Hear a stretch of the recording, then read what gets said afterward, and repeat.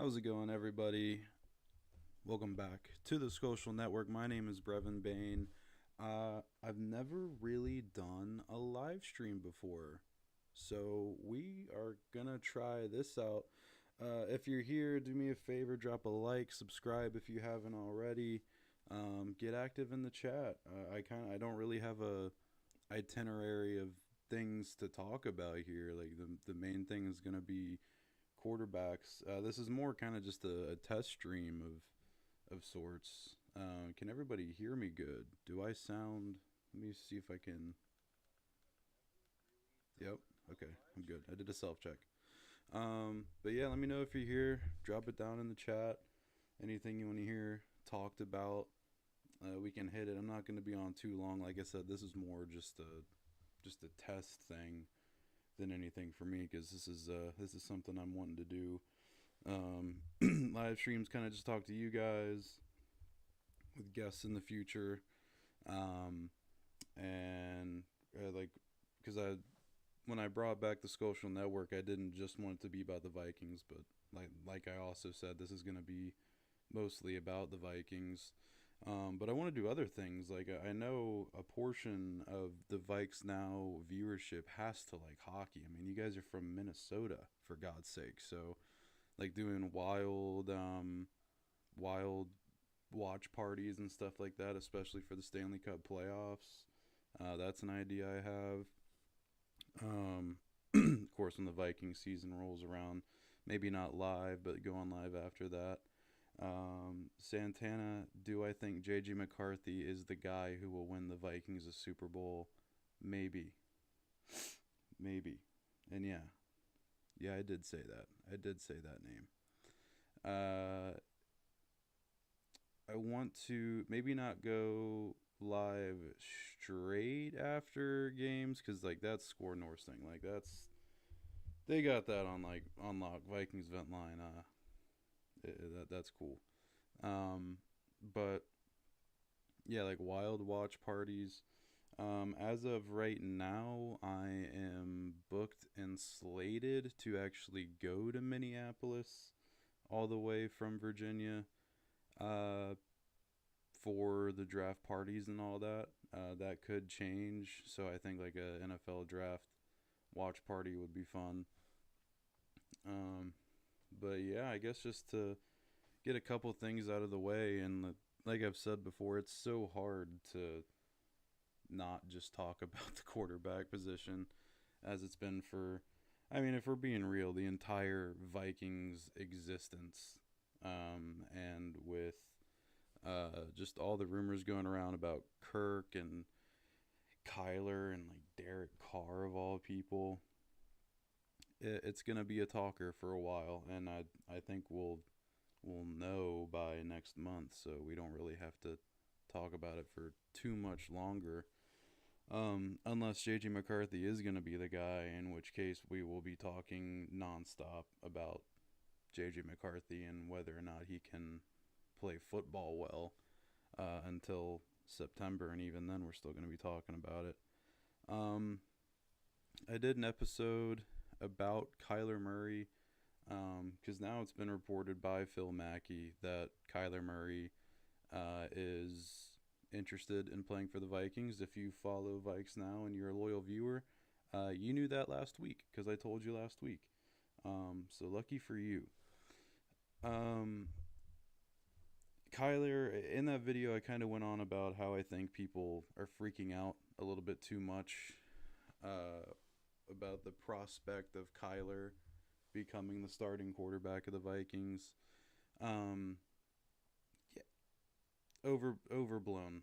I think. I think it's a little the the reactions to that are a little dramatic, and I do understand them, but with Kyler, like the main concern, other than him, for the most part, in the NFL being a pretty mediocre quarterback, is the draft capital or trade or whatever assets we'd have to trade to get him, and as well as the money, the contract, because he's got a big contract.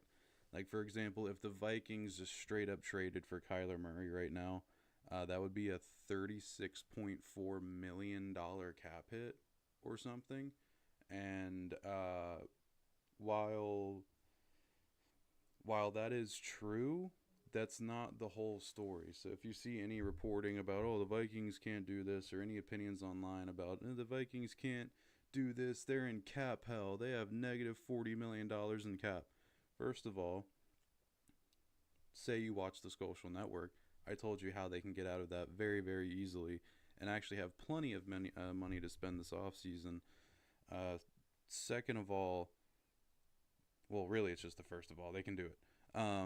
But actually, there is a second of all. The Vikings can take on that contract and they can restructure it. So there's the $36.4 million looks bad, and it is at first for a team negative $40 million in the cap. But when you do about 5 seconds of research or 20 minutes of watching the Skolcial Network a couple days ago, you see that it's very easy. So they can trade for Kyler, take on that contract, and they can restructure it, and it'll still be a decent chunk of change, but it's not going to be $36.4 million. We are not. This fake cap is not going to prohibit the Vikings from making a big move at quarterback. I'm not saying they're going to go get Joe Burrow. They're not going to. They were never, ever, ever, ever, ever. They were never, ever, ever, ever, ever, ever, ever, ever, never, ever going to trade for Joe Burrow. Part of that is me driving the point home. The other part of that is me like trying to jinx it. So maybe, maybe it'll happen. But yeah, the cap room is not going to prohibit the Vikings from spending money this offseason. So don't listen to anybody that tells you otherwise. Now I understand with Kyler, he's not the best quarterback in the world, and there are durability concerns for him because he is a pretty small guy. I mean, it's true. Um, but like, I can't like the prospect of Kyler, um, being with Justin Jefferson, and I think it would be electric. Honestly, that's for however long it lasts. But when Arizona traded for, or not traded, when Arizona signed Jonathan Gannon to be the head coach of the Cardinals, however many years ago that was, I'm a big Jonathan Gannon guy. Perfect example of good coordinator, not a head coach. Um, that it was just obvious that was never ever gonna work. But when Kyler did have Cliff Kingsbury at a head coach and play caller, another coordinator, not a good coordinator, not a great head coach, Kyler was kind of electric. And they didn't really do much other than look cool in the regular season. But, I mean, Kyler with Kevin O'Connell and Justin Jefferson and Jordan Addison, I mean, you're you're you're fucking lying to me if you're saying that doesn't sound sick. Uh, my Bober Matt says just rehire old man Culpepper and call it a day. Fuck it. I mean, you can't get much worse than JJ McCarthy was for the first 6 games of last year. Um, Yo, what's up, Skull State? Um, I'm just saying, like, how can you not look at Kyler and be little ooh, a little a little that sounds nicey. But again, I understand why people wouldn't want to do that. Um, and then you look at Kirk, and Kirk, like, if this team signs Kirk, let me know what you guys think in the chat. I think I know what the general consensus is about re-signing Kirk. Uh, I just think it would be fun. Like, look, I'm a Vikings fan, obviously, but I think some things would just rock and be kind of sick and just be funny. Kirk coming back to Minnesota objectively would be very, very, very funny. I would probably not love it for this football team, but if you think, I don't know, like Kirk, he never had Brian Flores at full strength. Like Kirk played with a Brian Flores defense for a handful of games before he tore his Achilles. So that's the defense. But Kirk also had good defenses in 2018 and 2019 and didn't get the job done then. But then he also didn't have Kevin O'Connell. But then also, like, he's what, 38 years old, and the guy tore his Achilles 2 years ago, came back and played 2024, obviously wasn't 100%, and he can't even win the job over Michael Penix Jr. So, and if you've watched for a while, you know I'm not a big fan of Michael Penix Jr. at all. Explain why Kyler is a better option than fellow number 1 overall pick Jameis Winston. Again, funny, famous Jameis coming to Minnesota. I would sign off on it. And again, don't have some nuance in what I'm saying here, because do I think the Vikings would win a Super Bowl with Jameis Winston? No. But would it be fucking awesome? Hell yeah, buddy. Dude, Jameis and a Kevin O'Connell offense would be a light show. It would be really infuriating sometimes, but that shit would be awesome. We'd move the ball down. I mean, imagine Nick Mullins on steroids. The Nick Mullins Vikings offense on absolute juicers. And that's Jameis. Any chance Aaron might make it to Minnesota? Yes.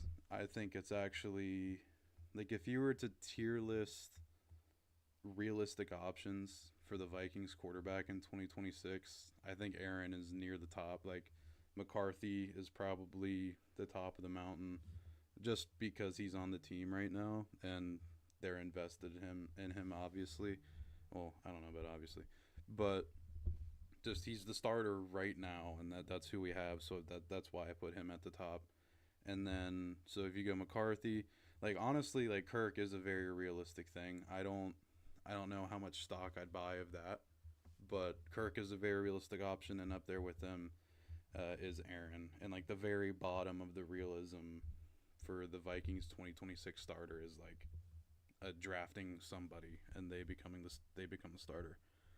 But, like, your 4 most realistic options right now, I think, are McCarthy, Kirk, Aaron, and Kyler. I get it with Kurt. Yeah, Skol. I don't know. Like, I wouldn't freak out about it, but I'd just kind of be like, this is a real example of what I'd do if we signed Kirk Cousins. This would be my exact facial expression if we brought Kirk Cousins back to Minnesota. Ready? Go.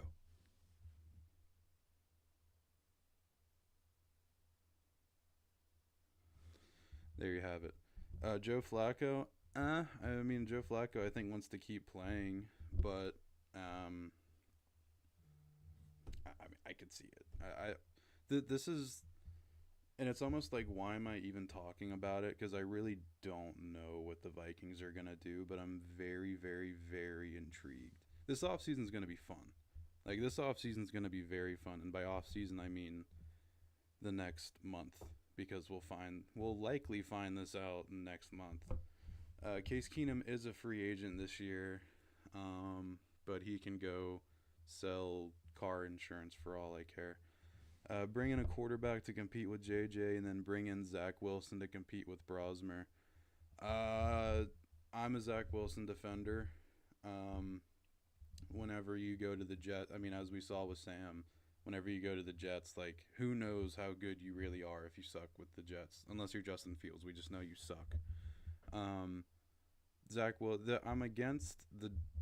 kind of against the direct, and I guess anybody that comes in would be competition for JJ, but if, like, the antithesis of the idea, I guess, and, like, would basically bring in multiple quarterbacks this offseason, like, if you're acquiring a quarterback, free agency, trade, whatever, I feel like they have to obviously be better than JJ McCarthy, and I'm not saying I'm, like, right, but that just feels like what you'd have to do right now, because it all ties back to, it feels like Kevin O'Connell has to win this year, and, like, why would he bring in Zach Wilson? I don't know if Zach can be Sam Darnold 2.0. Sam Darnold's going to be a heavy outlier for the rest of time, kind of how, and I'm not comparing Sam Darnold to Tom Brady, but how Tom Brady was drafted in the 6th round, and everybody talks about, like, oh, maybe you can draft a quarterback in the late round. Like, don't give up on this guy. Don't sleep on him. Tom Brady was a 6th round pick. And Brock Purdy is kind of like the next closest thing to that. And he's nowhere, obviously, nowhere near Tom Brady's level. Again, I'm not comparing these guys directly to Tom Brady. But I don't know. Sam Darnold's going to be an outlier of, like, oh, can you just sign a bust quarterback off the street and fix him? Kind of like on Twitter when you see the memes with, like, hot chicks and mugshots, and dudes are like, oh, I can fix her. But she just, like, murdered 5 people in a bar. I'd rather have Teddy back than Kirk. I wouldn't, but I understand what you're saying. I love Teddy. Teddy's one of my favorite Vikings of all time. But yeah, I think Teddy's done. Sad to say. Teddy should have been the guy. The sad thing, who do you guys think is better? Do you think, from what we've seen from J.J. McCarthy, do you think Teddy was better than J.J. McCarthy? Because I would have to say yes to that. And Teddy Bridgewater, like, everybody just kind of loved Teddy because he was this lovable guy. Teddy Bridgewater, like, wasn't that good. And I love the guy very much, but Teddy Bridgewater is just one of those. He's one of those guys where if he played for your team, you just love him and you'll defend him. But he's just not that good of a quarterback. And even back then, he had promise. We never got to see how truly good he was, obviously. But, yeah, Teddy just, obviously the injury derailed that. But Teddy didn't have a chance to show how good he was. And in the little bit he did play, like, he showed flashes. But Teddy was never, I don't think Teddy ever showed that he was going to be, like, a top 12 quarterback. I was also 15 years old then, and I might just have no idea what I'm talking about. But, yeah. Big fan. Did I say Daniel Bryan? Yes.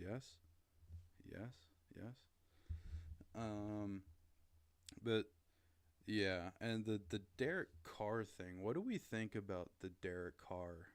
Speaking of the Teddy Bridgewater draft. Derek Carr, like, I understand why the Vikings would want to bring in Derek Carr, and then it came out earlier today, and it's just kind of obvious. Any quarterback in their right mind that's probably not going to be on their team next year and needs a bit of a rehash or a retread, they want to be a Viking. You've got one of the best offensive play callers in the NFL. You've got a top 3 wide receiver on the planet.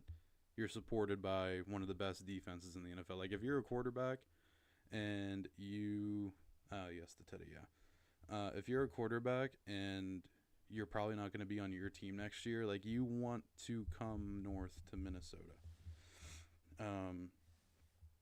But, like, 2 years ago, before we drafted McCarthy, and at that time it was before we were going to draft whoever we were going to draft at quarterback in 2024, I was like, I'm done with the retreads. Like, I'm done with Brett Favre was cool for a year. He sucked in the second year. I'm just done with the old quarterbacks that you're trying to, and, like, yes, having a good quarterback is better than having a bad quarterback. Duh. Thank you. But I guess it just kind of goes against everything I said with Kyler Murray, where I kind of want the Vikings to trade for Kyler. It's just, like, stick with your quarterback. Because I also support the stance that you made this bed when you drafted McCarthy, and Kwesi made his bed for years before that with the poor drafting. And Kevin O'Connell was a big part of selecting McCarthy. Don't think that Kevin was tied up and put in the basement of TCO practice facility or performance center, and Kwesi went up and ran the draft card up to the room while Kevin was, like, his mouth was duct tape trying to yell no. Like, Kevin was very involved in that selection. So I'm also in support of just play McCarthy. Just roll with McCarthy. Don't trade for Kyler. Don't sign Derek Carr. Don't sign Aaron. Uh, Roll with your guy. You made this bed. Go to sleep. And if J.J. McCarthy's not that guy, well, when you drafted a quarterback, that's what you were gambling. You were gambling your job and the future of your ties to the organization on this kid. So the bed that you made this morning, lay in it, go sleepy by. But I feel like that's a pretty fair way to look at it.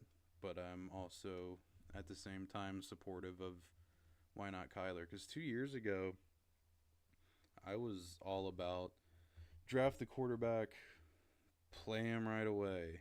And because we've gotten accustomed to the modern day NFL where it's like you draft a quarterback, you know if he's good in the first year or two. And again, there are outliers to that. Sam Darnold. Sam Darnold was not relevant for 5 years, but a lot of that had to do with being on the Jets and the Panthers at that time. So I was full on board. Like, you draft McCarthy, you draft May. God forbid you draft Michael Penix Jr. Like, start him right away. Of course, we couldn't do that with McCarthy. He probably would have never started in 2024 anyway. But he could have at least like gotten reps in, but he couldn't do that all of 2024. So there is truth to. There's obviously still truth to you can sit a quarterback for a little while. So like McCarthy, not every quarterback is the same. Maybe McCarthy shouldn't have even played this year, and the Vikings. Well, obviously the Vikings just should have re-signed Sam Darnold, obviously. But if they weren't going to do that, then maybe they should have taken Aaron Rodgers' offer of playing for $10 million or whatever it was, while McCarthy could develop on the bench.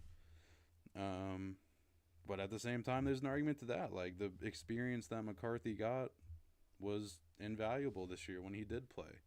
And he looked decent toward the end of the year in the last 4 games, the last 3.5 games before he took himself out of the Packers game. Dream team, any Viking now or past?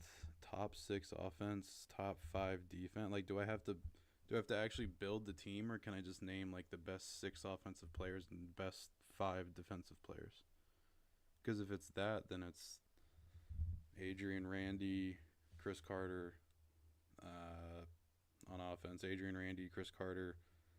There's got to be a quarterback in there. I mean, is it Sam? Is it 2024 Sam? Dream team up, Fran.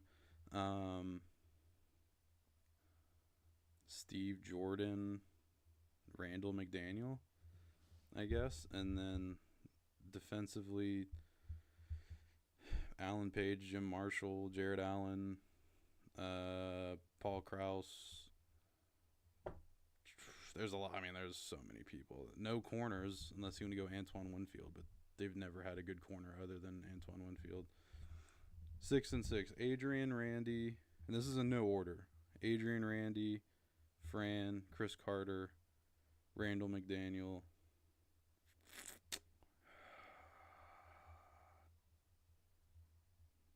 Hot take, like Percy. He's obviously not a top 6 offensive Viking player of all time, but you know what I'm saying. I feel like you have to have a lineman in there, which I have McDaniel. I guess I could put Steve Hutchinson or my good friend Bryant McKinney. I'll put Steve Jordan to have a tight end. Christian Ponder. Defensively, Chris Hovan. No, Roman Reigns, Brock Lesnar. And that's it for the defense. Actually, Jim Marshall, Alan Page, Jared Allen, Paul Krause, Chad Greenway probably shouldn't be on here, but I want a linebacker, and then I guess I'll put Antoine Winfield. Or if I can take the 1 year that Xavier Rhodes was like actually really, really good. Xavier was good for a couple of years, but he was just really, really good for 2017. I do have a tight end. Thank you. sometimes you just don't know how to keep going. Xavier Rhodes, yeah, it's what do we think about drafting a corner in the first round? Because I don't love a lot of corners in this draft. I'm not gonna lie. Like I'm not. If Avion Terrell is there at 18, I understand it, but I'm not in love with Avion Terrell, and it's not just because he's a Clemson cornerback. Um, so it's let me look at the quarter. Obviously, if frickin' Mansour Delane dropped to 18, that would be sick. But that's not gonna happen. Shank Dog, is that Visante Shanko, or is that a college nickname for a prospect that I'm not familiar with? Yeah, if Mansour Delane fell, I'd be taking my shirt off live. But I'm a huge fan of actually trading down in the first round. This seems like a year where how in 2022 when Kwesi just completely fucked it and traded away Kyle Hamilton or Jameson Williams for Lewis Seen. This feels like a draft where I'm cool with that package. Obviously, they wouldn't get that being at only 18th overall now, but like if the Vikings could trade down and get like 2 seconds or something, or get up to like 3 or 4 thirds, like this is one of those drafts where I'm cool with it. There's not a lot of like super blue chip talent in this draft that I'm, because like Jeremiah Love, you played yourself at a Jeremiah Love, so now you can, and I'm cool with a couple of running backs in the third round, like Emmett Johnson, Jonah Coleman, Nick Singleton broke his foot at the Senior Bowl, so you might be able to get him even in like the early fourth round now. EJ Henderson, I did think about him. I wish Chris Hovan got more credit. He was the reason I warned. Yeah, you loved Chris Hovan. But I'm only 26, buddy. You're like 50. Chris and Brock were on the team at the same time. That could have been insane if Brock stuck with it. Yeah, but Brock, I guess, is only good at sports that require you to grapple men, like for an extended period of time. It is crazy how like Brock Lesnar is one of the most insane humans ever, like athletes, athletic wise. Like he's just a fucking monster, but he sucked at football. That's kind of crazy. And I guess not to the same degree, but like Roman Reigns, like they were good at football, but they couldn't make it in the league. Yeah, that's Visante. Yeah, I love Visante. I gave the nod to Steve Jordan though, just for all time, even though I hate his son. Fuck Cameron Jordan. But yeah, I think dang, it's already been a half hour. Yeah, this is about as long as I was looking to go. This is kind of just a test thing, so I'll probably be doing this. Probably just be doing this a little bit more often. I might even live stream it to Twitter. But this is probably where I'm gonna end it. Go grab the lotion and have myself a night. But I appreciate all you guys watching. In the future, like live streams are gonna be longer. Like I said, this was just a test run. And shout out to Skull and brother Matt for